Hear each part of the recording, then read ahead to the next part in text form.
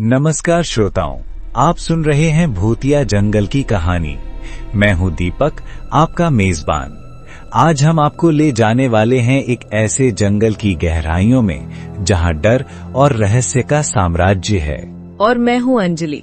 क्या आप कभी सोचते हैं कि वो डरावनी कहानियां जो हमें बचपन में सुनाई जाती थी, उनके पीछे कोई सच्चाई हो सकती है?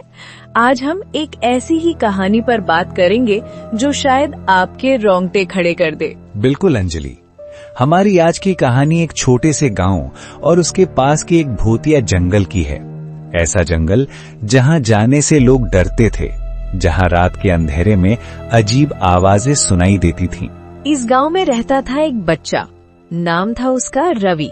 रवि बहुत साहसी था, हमेशा नई चीजों को जानने समझने का शौक रखता था। उसके दोस्तों ने उसे इस भूतिया जंगल के बारे में बताया, जहां रात के वक्त भूतों की चीखें सुनाई देती थी। हाँ, और जैसा कि अक्सर होता है, रवि ने इस जंगल में जाने का फैसला किया। उसके दोस्तों ने उसे मना किया, लेकिन रवि नहीं माना। क्या आप कल्पना कर सकते हैं, एक छोटा बच्चा अकेला और भूतिया जंगल में जाने का साहस। दीपक, मुझे अभी भी याद है जब मैंने पहली बार ये कहानी सुनी थी, मेरे हाथ पैर कांप गए थे। रवि ने वो रात चुनी जब आसमान में बादल छाए हुए थे, हवा तेज चल रही थी और पत्तियां सरसरा रही थी। एकदम भूतिया माहौल। रवि धीरे धीरे जंगल की गहराई में बढ़ता गया। जंगल का हर कोना अंधेरे से भरा हुआ था। पेड़ों की डालियां हवा में ऐसे हिल रही थीं जैसे वो उसे पकड़ने की कोशिश कर रही हों। अचानक बारिश शुरू हो गई। ठंडी बूंदें उसके गालों पर गिरने लगीं। उसका दिल धड़कता रहा। और तभी जंगल के बीचों बीच एक पुराना घर दिखाई दिया। दरवाजे खुले थे, खिड़कियां हवा से थरथरा रही थीं। घर के सामने एक झूला था जो बिना किसी के धक्के के अपने आप हिल रहा था। रवि के पैर थम गए।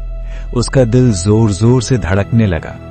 वो रुकना चाहता था, लेकिन उसकी जिज्ञासा उसे आगे ले गई। धीरे धीरे कांपते कदमों से वो घर की ओर बढ़ा। घर के अंदर घोप अंधेरा था। सिर्फ बिजली की कड़क से कमरा कभी कभार रोशन हो जाता। रवि ने अपने बैग से एक छोटी टॉर्च निकाली और चारों ओर देखने लगा।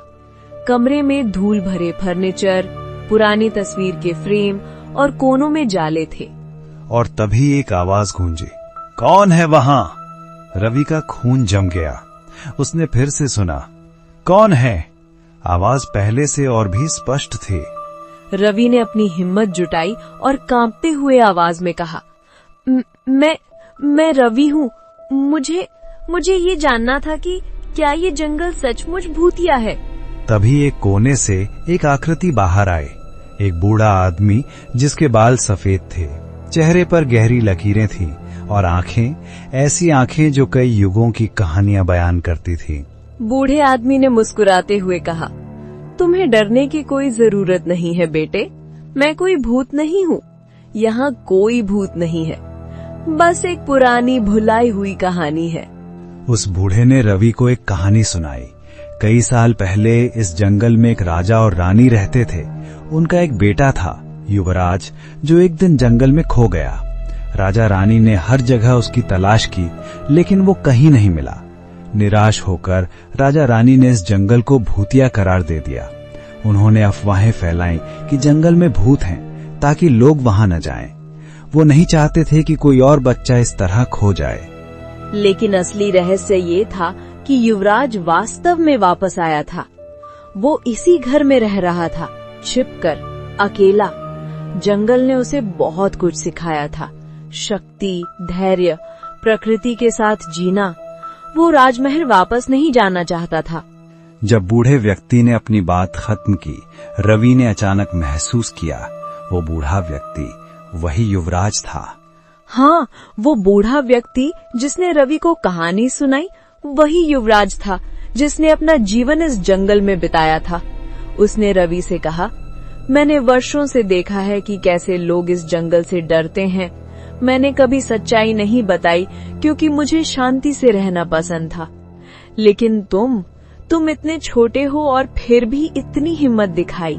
रवि ने उस बूढ़े की कहानी सुनकर निश्चय किया कि वो लोगों को सच्चाई बताएगा। अगली सुबह वो अपने गांव के लोगों को लेकर उस घर पहुंचा। बूढ़े ने उन्हें अपनी पूरी कहानी सुनाई। लोग शर्मिंदा हुए। उन्होंने बिना जाने एक मिथक को जिंदा रखा था। उस दिन से जंगल अब भूतिया जंगल नहीं रहा। लोग अब उसे युवराज का जंगल कहने लगे। लेकिन कहानी यहीं खत्म नहीं होती दीपक। कुछ लोगों का मानना है कि जब बूढ़ा व्यक्ति अंतिम सांस ले रहा था, तब उसने रवि को एक रहस्य बताया। क्या था वो रहस्य अंजलि?